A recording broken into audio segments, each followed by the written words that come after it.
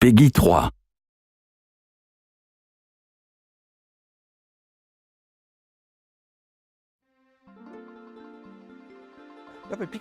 We didn't make Pikmin 3 simply to extend the series. We made it because we wanted to. We felt that the new hardware, Wii U, was really perfect for Pikmin. Once we started making it, we could see each of the individual Pikmin moving like ants on Wii U. And the Pikmin were moving all over the map, doing their own tasks, thanks to the enhanced AI. And the controls are much simpler with the use of Wii Motion Plus.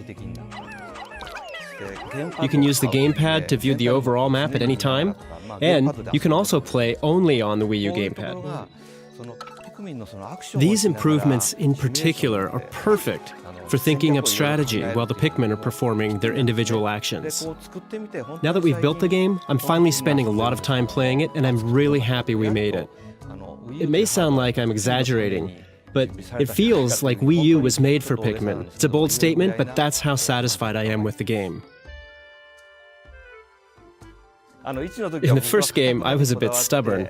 I wanted to tell a story where the rocket would fly away at the end of the final day.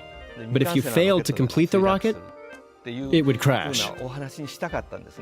This time, I felt it would be fine for you to take all the time you want.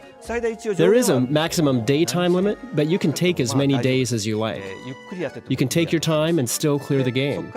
We made it so from there on, you can invent your own play style as you try to shorten your completion time.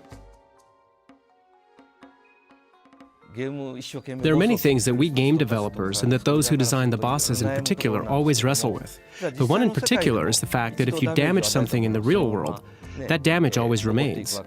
The Pikmin take damage but keep on fighting the next day, so it's also the same with the bosses. The damage they take keeps piling up, so you can fight until it's almost sunset, and then if you think you might be able to finish it off, you don't have to go too far. You can step away and decide to finish it off in the morning. Then you go in, you beat it first thing, and decide what to do with the rest of your day. You can play at a pace that's similar to real life, so it doesn't feel like a stage in a game. It feels like we're onto something new.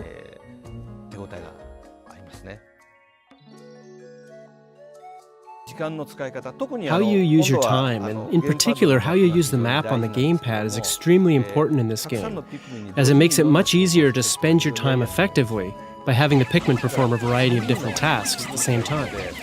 There are 3 main characters this time, and you can place each of them in various places on the map and have them oversee the work. Once a task is finished, you can move on to the next thing, so the amount of work you can do over the course of a day has increased greatly. Once you discover this, the game becomes very interesting.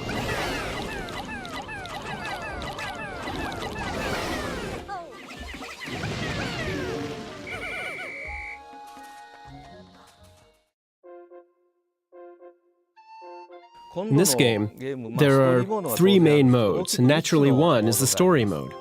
I've been explaining story mode so far. Beyond that, there are the bingo battle mode and the mission mode.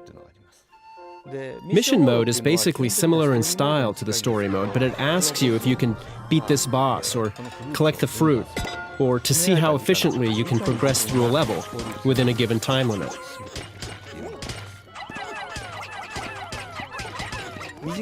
You can experience the fundamentals of a Pikmin game in a short time, about 7 to 10 minutes. As you keep playing these levels within the given time frame, you become better at planning things out, which then will increase your score. It's very satisfying. If you play this, I think your technique in story mode will greatly improve. So I think it will be more fun to go back and try playing the story mode again after you've played mission mode. Then there's also the bingo battle mode. In this mode, you basically battle against somebody else. There's a bingo card, and whoever gets a bingo first wins. So there are a lot of potential strategies involved. You can get in the other player's way, or go for the items you need to win, or you can try and get the item they need to block their bingo. Games like this can really set apart the expert from the novice. So, we added a roulette wheel. Because you can get a variety of items, you can turn the tides of battle. And by playing this mode, You can also get a sense of what Pikmin is all about. And since you can even play this with beginners, I hope everyone will enjoy it.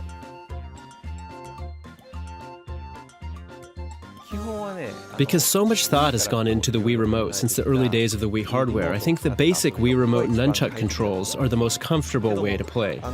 Having said that, you'll be looking at and touching the gamepad screen a lot. So we made it so that you can also play with the gamepad, similar to the controls from the Nintendo GameCube version. So I think you should choose how you'll play depending on what style you want to play at that time or the occasion.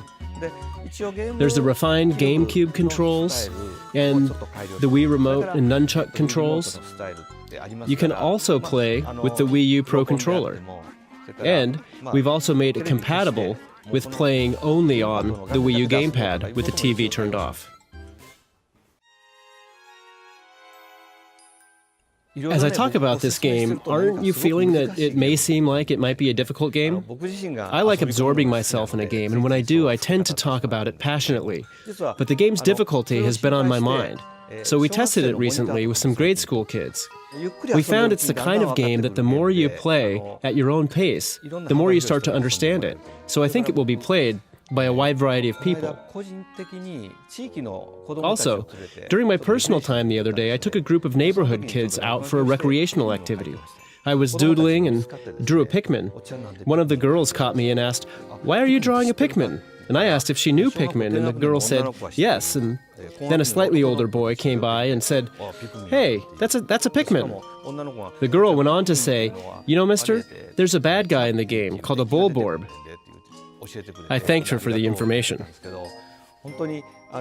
Knowing that kids like them knew about Pikmin really relieved me. And knowing that it's the kind of game that kids like them can play too reassured me that I could recommend the game to anyone.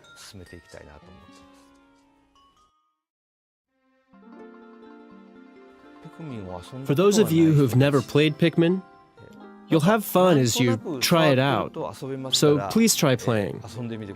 Once you do, I bet you'll think it feels unlike anything you've ever experienced before.